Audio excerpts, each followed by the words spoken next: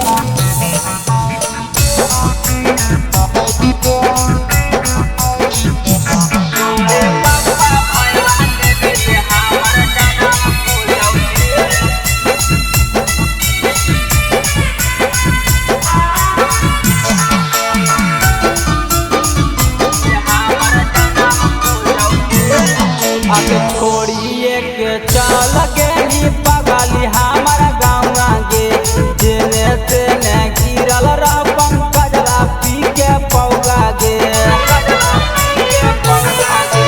छोड़िए के चल गे पगली हमारा गाँव गे जेने तेने गिरल रह पंकजला पी के पौगा गे